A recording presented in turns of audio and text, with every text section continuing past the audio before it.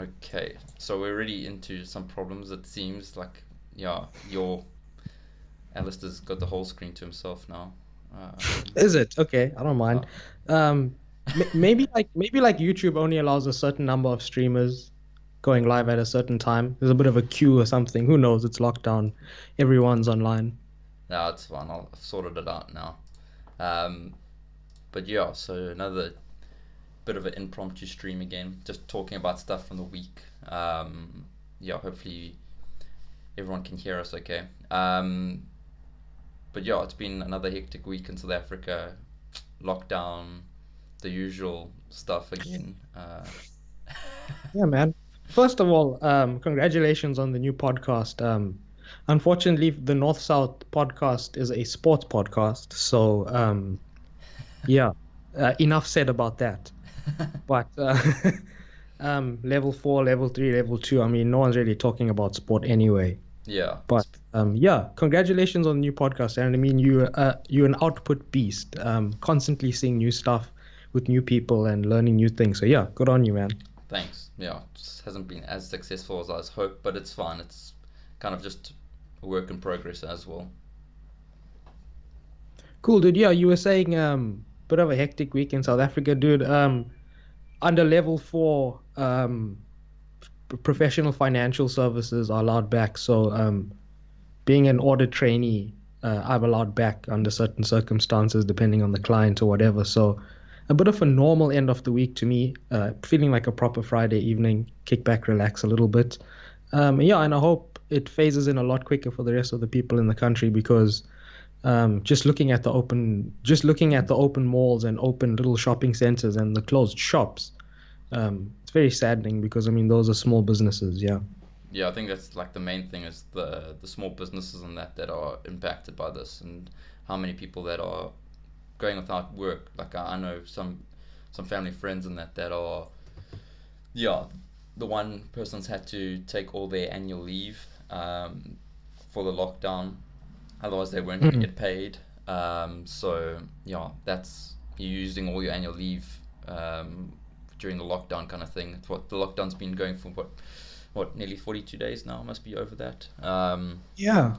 So It's sort of a time where like you'd use your annual leave and things, and yeah, it's a bit of a paper pushing thing. But then December comes and you can't go out with the family, you can't do things like that. So that's things being sowed now that's gonna really, really sting down the line. And yeah, dude, the whole economy is basically taking flack. It really is, even for someone who studied economics, it's hard to predict what's going to happen. We haven't really seen anything like this in modern economies. It's a bit selfish to say it's interesting to watch as someone who likes economics, but it's uncharted territory. Um, and personally, like obviously business is quite simple. You need people to pay you. So going back to work is one thing, but having actual customers there is another thing.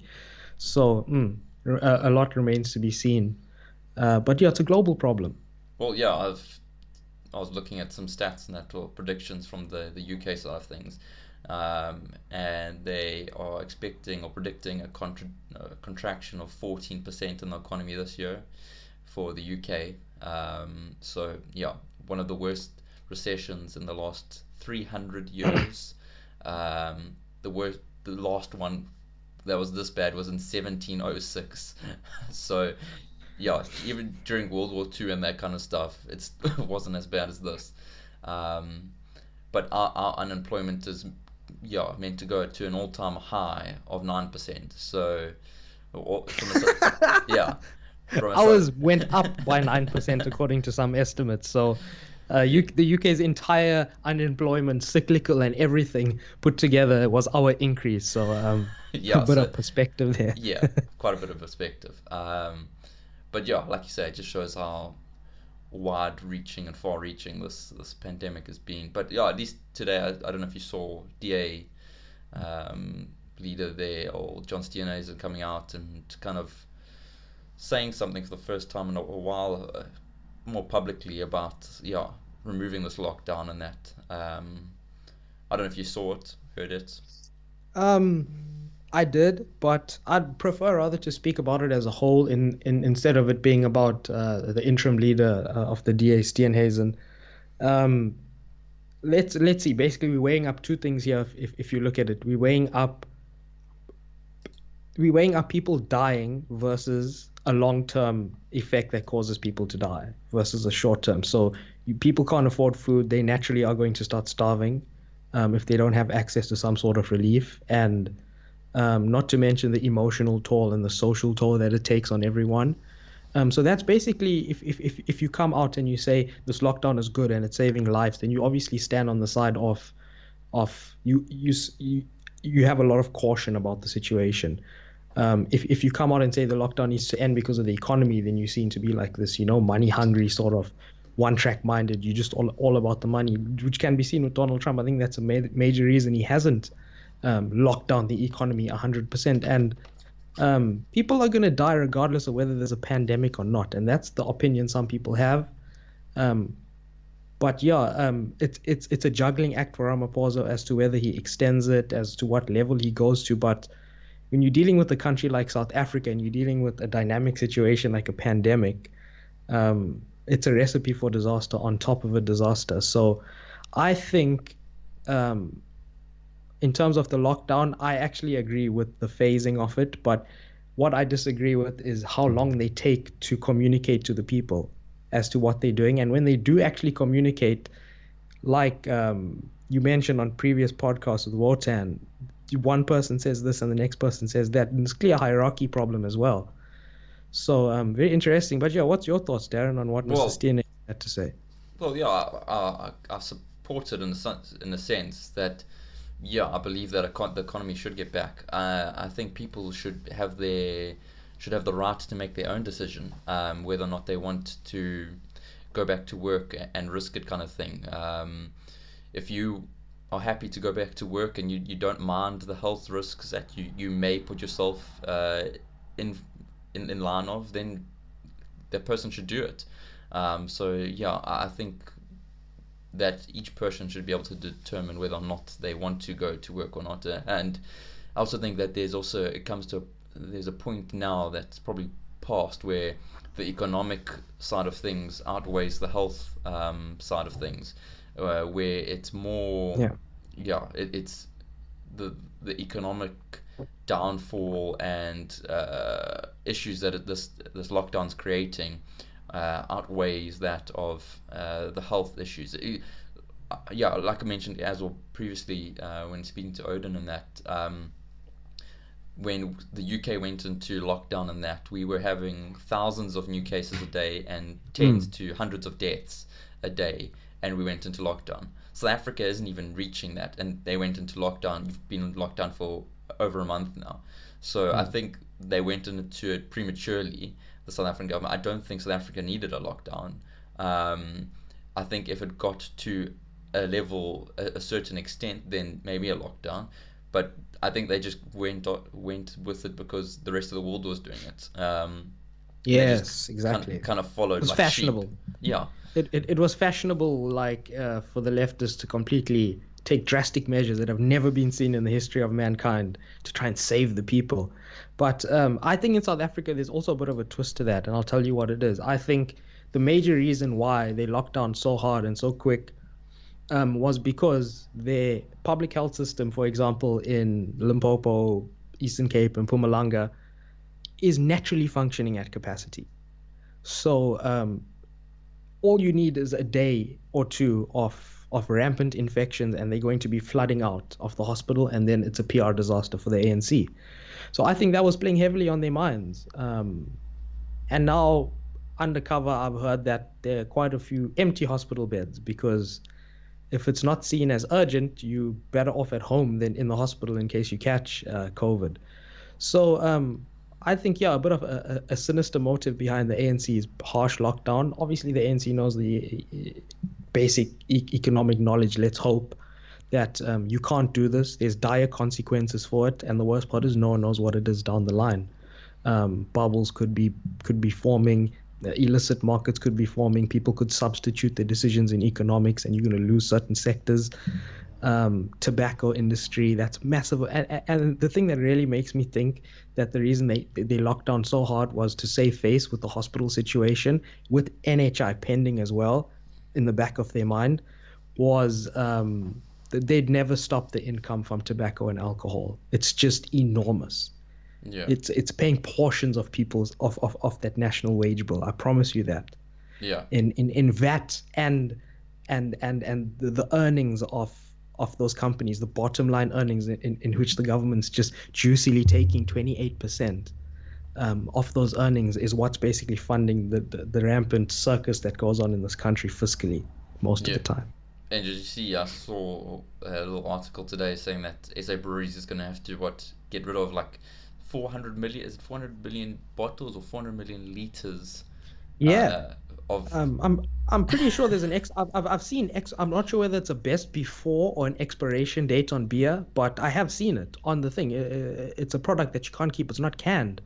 Um, so then that's sunk cost for companies, and another PR disaster when the companies suffer, the employees Yeah, go bear the down with it. brunt of it in terms of cut salaries, and then it's twofold. Those people are now unemployed and they're claiming from UIF. So um, it's interesting to look at as to what the motives behind the ANC decisions were, and don't count out that it could just be haphazard doing whatever was in front of them and not actually thinking ahead. Don't count that out. Yeah, I see Nish as well said in the comments that yeah, South Africa's predicted recession is around minus 7.5%. So if the UK is going at minus 14 and South Africa is minus 7.5, it's I guess not as bad, but still I'm pretty sure South Africa can't afford any such recession or any Yeah, such.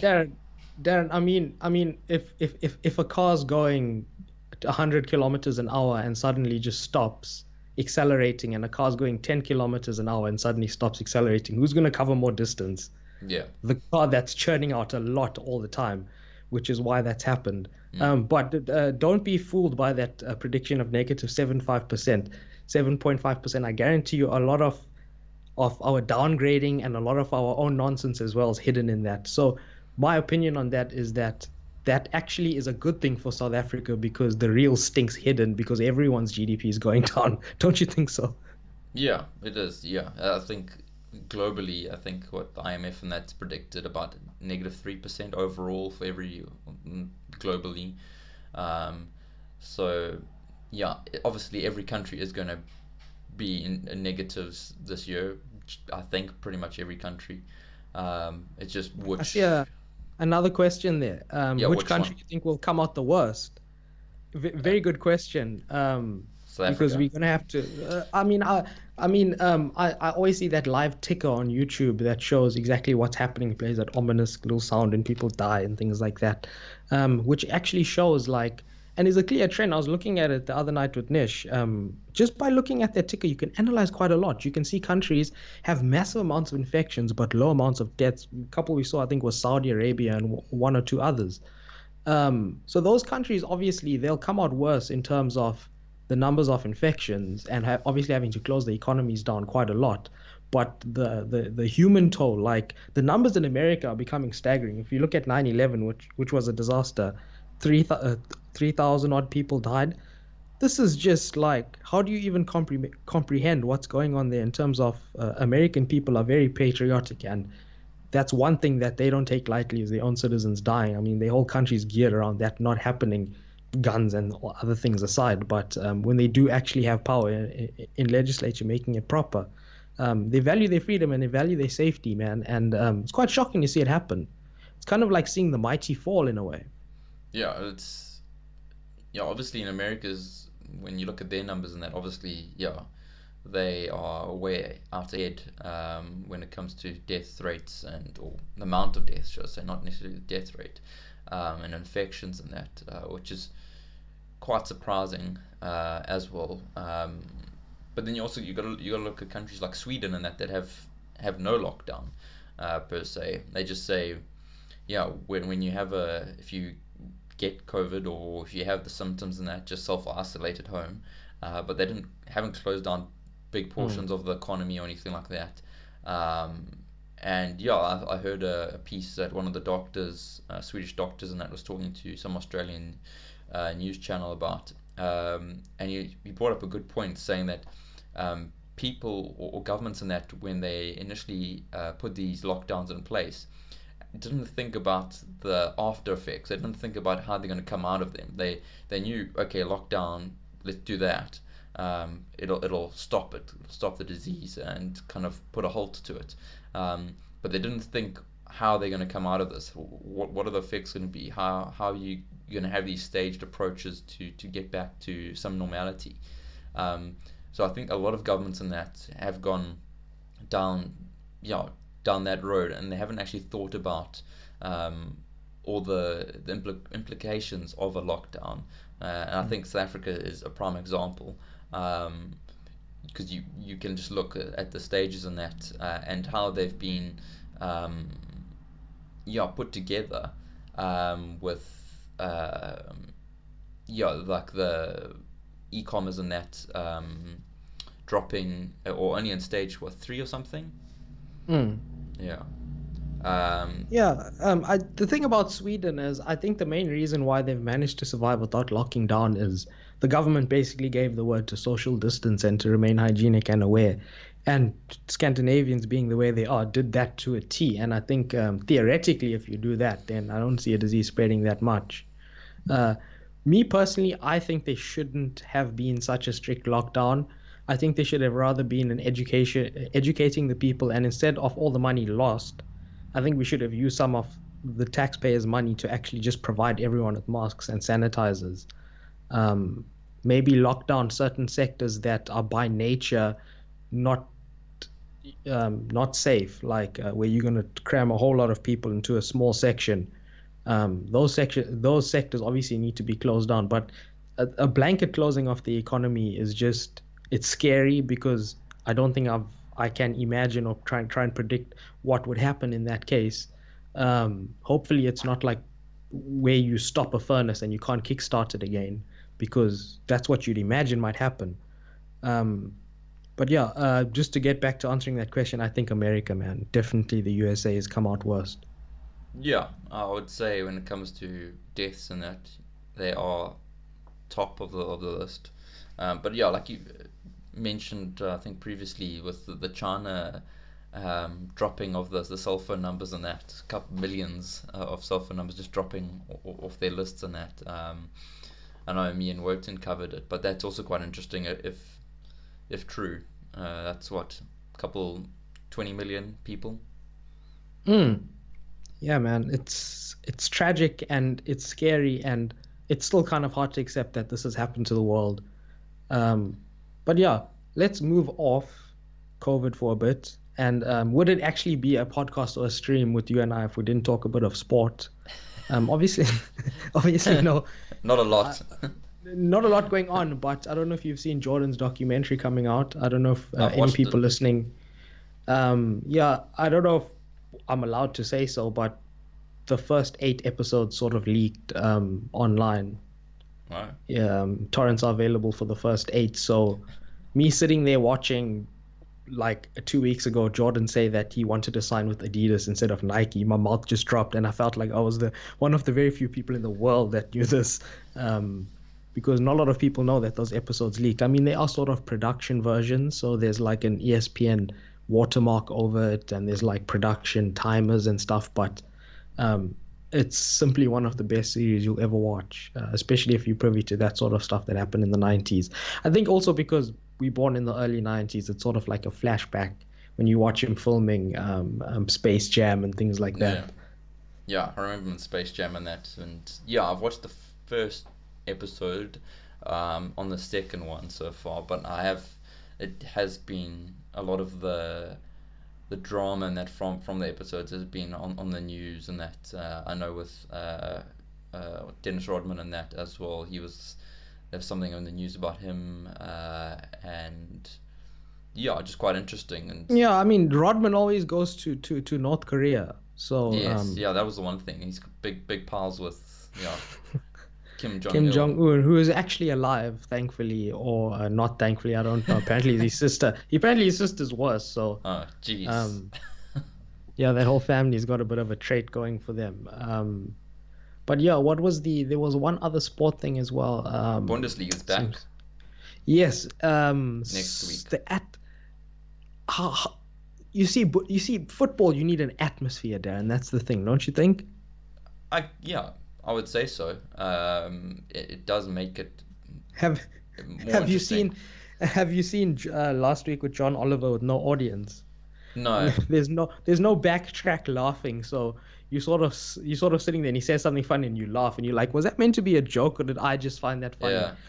But laughing backtracks are a very, very weird thing. I've seen Um, some comedians in there trying to do these like impromptu little uh, comedy sessions by themselves, but it just doesn't work without an audience because it feels a bit cringy when watching it because mm, yeah it doesn't sit right.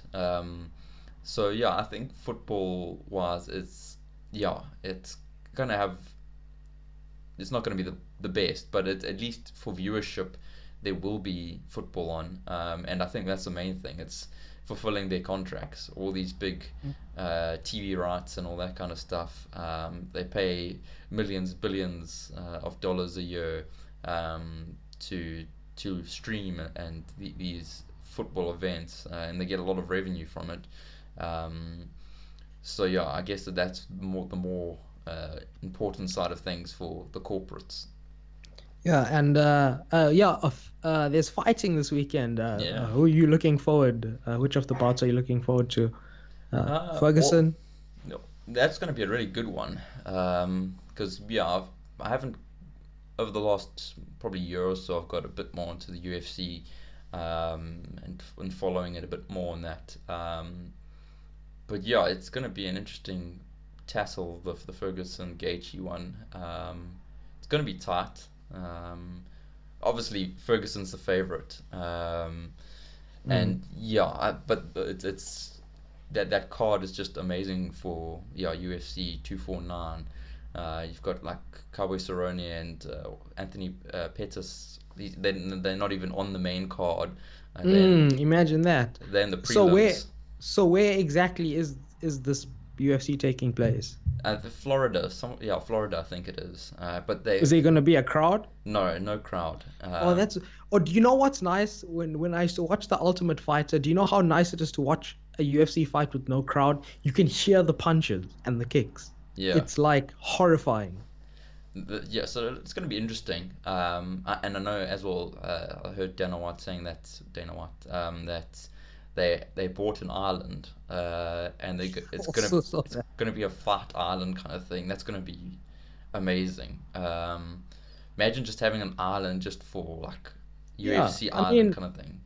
can they really is it really impossible to get Nurmagomedov out of Russia? Is that an impossible thing? No, I don't think so. I just don't think So, he's allowed in America. I think so. man, I Yeah, really wanted to wait for that fight. Who do yeah. you think's taking the Cujo. main event? Yeah. Uh, I don't know. That one's also going to be tight one. Cruz is obviously, yeah, previous champion in that. Yeah, a lot of these ones, I think the underdogs might actually have a bit more of an advantage than people give it to them. I know from a betting perspective and that as well that the odds are pretty good for the underdogs. Mm. So, and it seems like yeah, the underdogs do generally have a chance this weekend. So, if you're a betting man, yeah, Did you? yeah, Yeah, sorry, what are you gonna say? have you seen Francis Ngannou? Yes, and it's incredibly scary. Imagine walking, yeah, into yeah, the ring and seeing that guy on the other side of it. No amount of money would make me do that. Yeah, No amount. he's just an absolute beast. I feel like he could punch a majority of people, fully grown men. He could if he punches. I think if he gets a clean punch, he could kill them. I think he could kill people with one punch. Yeah, I saw some training video. I think it's old, probably a year or so ago, where one of the trainers that he was practicing at, told them to do like a leg kick. What he was wearing padding and that, and Francis was like, no, he doesn't want to kick this guy. Like, yeah. So no, the guy like said, no, come. He kicked him, and he knocked him to the ground, just with yeah a leg kick to the side. And this guy's wearing all this padding and that. So yeah, Yeah, His power Yeah, is man. amazing. Oh, dude, I wish there was a category for videos of UFC fighters kicking people in the leg so softly. It looks like they just literally just touch them, especially when they give them a knee to the side of the thigh. Mm. I've seen this one video. I can't remember who it was. I think it's one DJ. He like begged who was this guy from the Ultimate Fighter that broke the door and things like that? Rampage Jackson. He asked Rampage Jackson to just like give him a small knee to the side, and he hit this guy, and it looked like he barely touched him. And this guy like body went into shock, like his leg stopped working. He threw up, like it was crazy, man. Like, Yeah, and I see as well. Did you see? Old Thor broke the what's it, the deadlift world yeah, I did record, see that. and him and Eddie Hall are gonna have a boxing match next year. Yeah, I Um, I was speaking to someone about this earlier. Doesn't it cancel out though? Like if your head is bigger and harder than most people, wouldn't someone's fist who's bigger and harder like would cancel out? It would literally be like two normal people fighting. I guess so, but it's just gigantic people at that fighting. But I don't know if you saw, speaking of the UFC as well, that Thor and Conor McGregor, uh, when Conor McGregor was training for one of his fights, and that Thor like gave him a visit, and they would like just tasseling bouts around, um, and Conor McGregor was yeah like way too quick for Thor. He couldn't keep up with them, Couldn't keep up.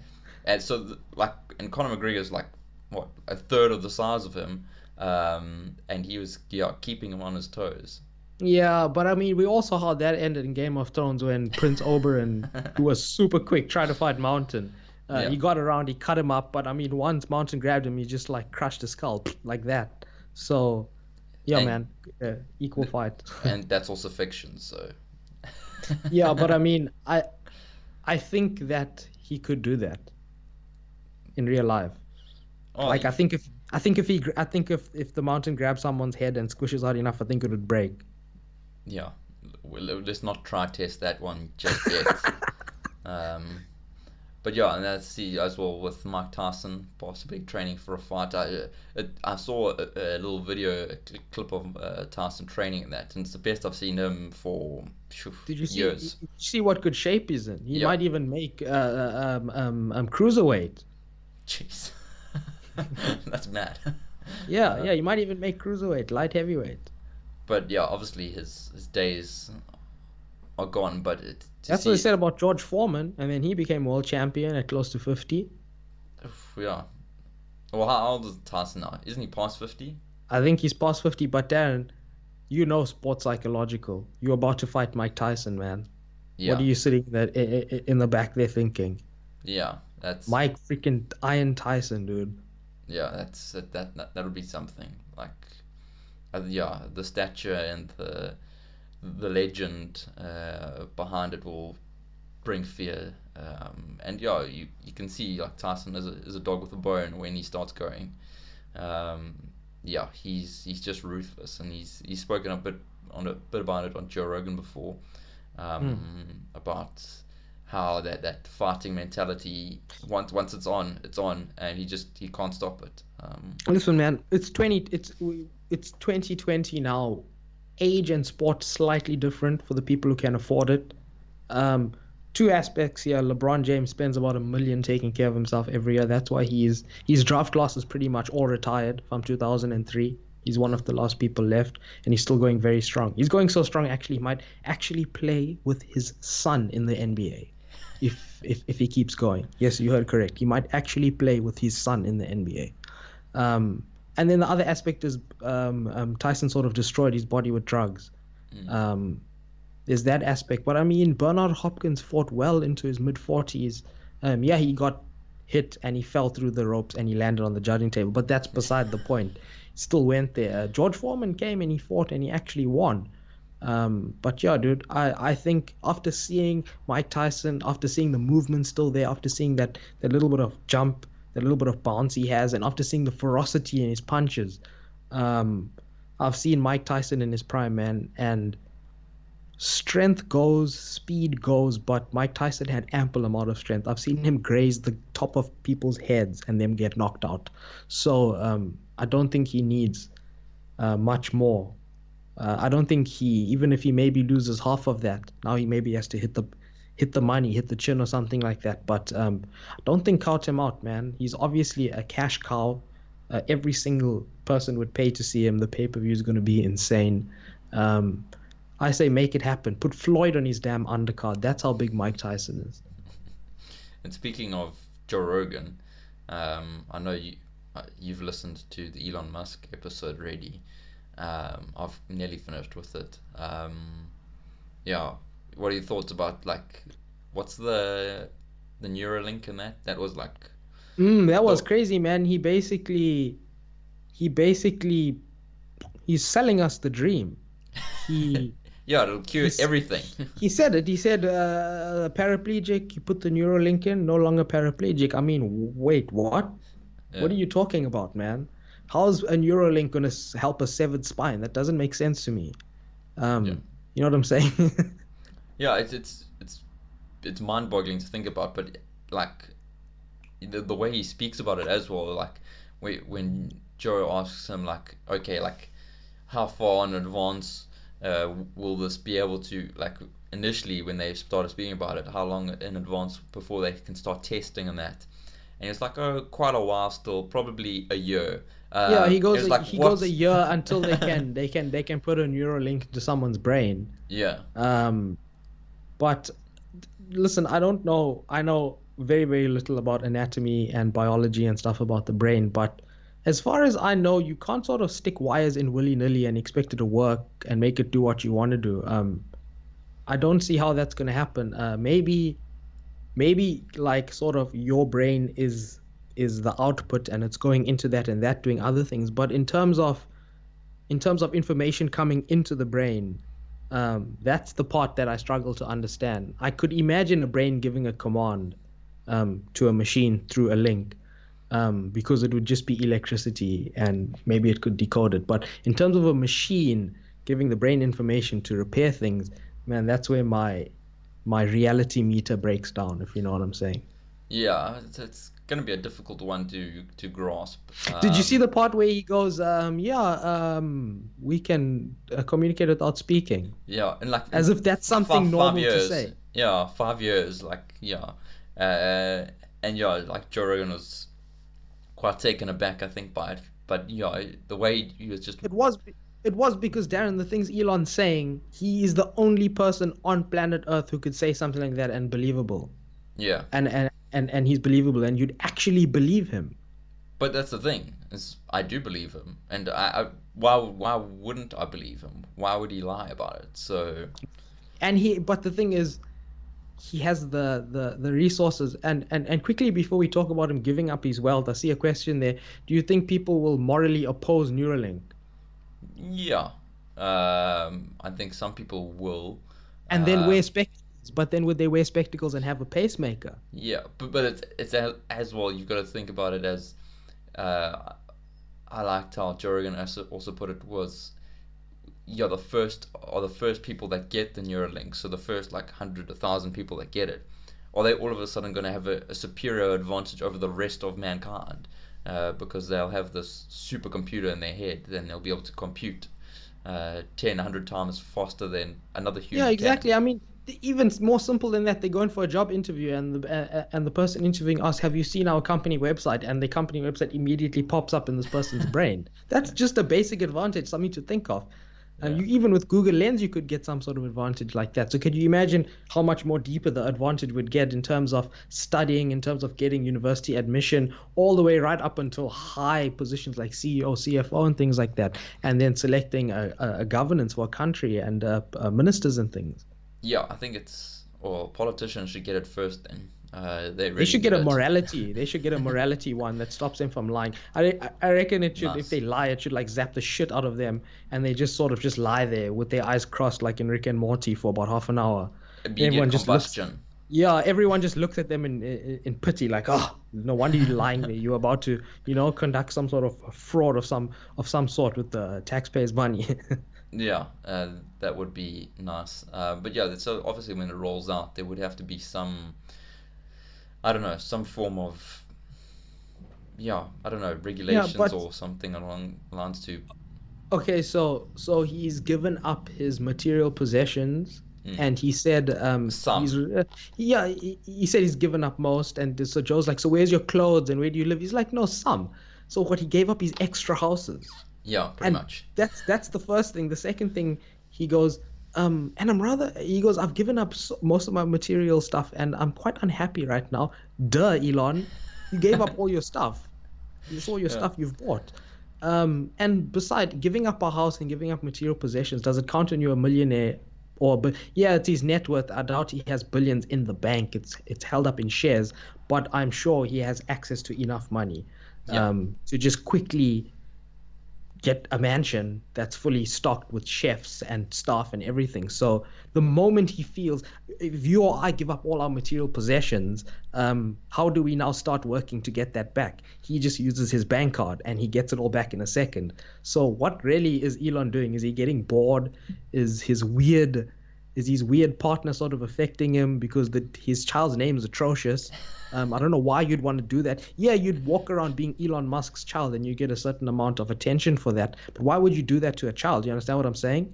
Yeah. Well, first of all, how are the teachers and your carer and all that kind of stuff going to pronounce your name? Yeah. Come here, What come about here, if the kid's AEA212. what about if the kid's personality is introverted? Yeah. Well, then I don't know. Because I don't know. kids with weird names get it bad already. Yeah. You've gone and put, I don't know, is that a Greek symbol or something in the middle? To me, I remember Yeah. an That's a American Greek network ash channel or having something. that logo once. A&E channel or something like that looks similar to that. And you go and put a number in the kid's name. Yeah, You put a A12. number in the kid's name. It's a name, not a number. He really should know better than doing that. Well, I guess yeah, some simplicity to naming your children one day. Just name them one, two, three. It really is silly. And the epitome of silliness is Joe Rogan asked him, how do you pronounce your child's name? He goes into a 3 minute soliloquy and doesn't tell us how to pronounce it. Yeah, it tells you each part how to say each part, but not the entire thing together. So what did you pick up from that? How would you say the child's name? So it started with X, right? Yeah, X ash A12 T XT or something like that. Something, Wasn't the Simpsons dog named something similar to that? not a clue. That's literally just a random compilation of letters and numbers. That is atrocious to bestow a name like that upon a child. It really is, Darren. I don't find it funny. That's an actual child. Like that's an actual name. I don't think it's funny that they Yeah, did that. but you don't know if it's real. I also was thinking maybe it's just a joke that they're playing just to yeah Maybe. capture the media and that because everyone's talking about it. So Yes. Elon's got free coverage again. Not that he needs it, but yeah, Not really. Would he want it though? He seems like a bit of a, I don't care. I need to get my job done and achieve my goal sort of person. He doesn't seem like a publicity stunt type of person. no, That he being said, is. he did say that the mother of his child did name the child. But yeah, I think he is. He does. He knows what he's doing. Publicity. He knows that. Yeah, it'll help him in the long run. It'll help him get what resources he needs. Obviously, the more publicity will drive up stocks and that, give him more liquidity Mm. and money to I don't use. I don't know if it's just us because we're South African that we pay attention a lot to Elon Musk, or whether the world does because he's so cool. But what about his mannerisms? He seems maybe on the spectrum slightly, maybe. He seems like he could Um, be an alien. yeah, but I mean that's what how some people would describe people with Asperger's or It's autism or yeah, it's very interesting. Like listening to him and that as well, the way he speaks in that it sounds like he's computing. it does. But that could also be a sign of extremely high autism, like to be a savant in something. Yeah, it possibly. Yeah, I don't know the background into that. Like if yeah, if that's possible on that. Well, I'm sure it is possible. Um, But yeah, possibly. because he comes across more like a robot than an alien. Because like if you ask him a question, like Joe asked him like, how do you juggle borrow what does he call it, board company, borrowing Bored. company, The Boring Company. the boring company, how do you juggle a Tesla, how do SpaceX you and yeah. SpaceX, the He Neuralink. gives a percentage for Yeah, each one. he's like, I spend about 1.5%. I was like, what does that mean? What does that mean? If you have a 7-hour working day, do you literally spend like 7 and 32 seconds Yeah. on Neuralink? Like, what does that mean? Yeah. That's not an actual answer. Yeah, I'm not too sure as well. I found that quite funny when he did mention that. Like, he gave specific percentages on what he spends on each company and that. But yeah, obviously, I don't know how he does all of it. Like, yeah, to be running Tesla, to have SpaceX, um, yeah, the amount of like how far in advance they are, like future wise, Yeah. coming from At, this at one guy. at which stage would you consider, or how can I say, I'll tell you the way I look at it. At which stage are you not a human anymore when it comes to these cyborg appendages? Um, I think you will always be human because if you take, like, I know in certain Asian companies, in certain Asian countries, they have the street food where it's like they use oil to fry something, and then they use the oil, and the oil obviously gets absorbed into the food, and the next day they just add a little bit more oil. And some of them have been doing it for like, I think I remember 100 years using the same sort of technique where they've never actually washed out the thing. So there have to be particles of the original oil within there. I think it's the same. I think if you start swapping out the arms, start swapping out the legs, the heart, everything for mechanical, eventually the brain. I think if it started with those sort of biological parts, you will always remain you. What do you think about that? Do you think that at one point you cross a threshold where you're no longer a bio, you more tech? Uh, yeah, it's And quite then and then it crosses into rights as well. Do you now have rights? Do you now have human rights? yeah, that's quite a difficult one to answer because yeah, obviously we don't know. But most people would just say it's the brain. Once the brain changes, then you're no longer you. But it looks like with Neuralink, that's the first thing that's going to go is the brain. Yeah, I would say then it just depends on what you're able to do then with Neuralink. Um, will they have some restriction on it that you can't, yeah, use the full threshold of the Neuralink? Yeah, I think once you've got a Neuralink and you're ready, yeah, you're on the path to not being human anymore.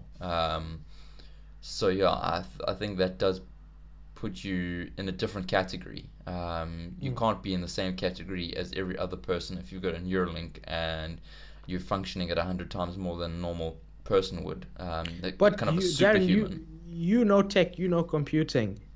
You want software update from being 100 to 1,000% better, and one more to being 1,000,000% better, and then 1,000,000,000% better than a normal human. Well And then then, it's just gonna be like it's not a human. but if you What makes you human is your ability to, like, experience bad things and to strive to make the situation better. If you just, because he spoke about, the problem is not with the tech we have. The tech we have is fast enough. It's the link between how we use the tech. That's the slow part. Yeah, yeah. So, well, if you put it that way, then I think even with Neuralink, you would still be human. You would just be, like you say, if you look at it, if it was just like a software upgrade, then you're just a better human, a higher functioning human. And that we might just enter into a period of transition where this is rolled out. And although there are people that don't have Neuralink and people that do have Neuralink, there'll be a big gap between those that do and don't have. Um, I but think down, I, I think once you start messing with that, just for a random example, for exactly when it comes to AI and self-learning, um, just say you're speaking to a girl, you say something to her and she says something to you. What you said to her is based off every single time you've said something to a girl and what you remember their response being. That's a problem for a human brain to do that every time. A computer would do it perfect and give you the perfect thing to say. What she says to you, in turn, you could process and Mm. see if that's, you understand what I'm saying? It basically, that person would never make a mistake because he'd know. And think about it this way: every girl you've spoken to, you know what to say to her. You could just have every single time anyone's ever spoken to a girl in that past knowledge. Do you understand what I'm saying? Yeah, yeah. It makes it so much better that it's incomprehensible. Yeah, that's what like. Yeah, I agree with that. You'd be a superhuman. You'd be able Mm. to compute things that no one else could. So yeah, it's a difficult one. But yeah, I think that you'd still be human. I think once you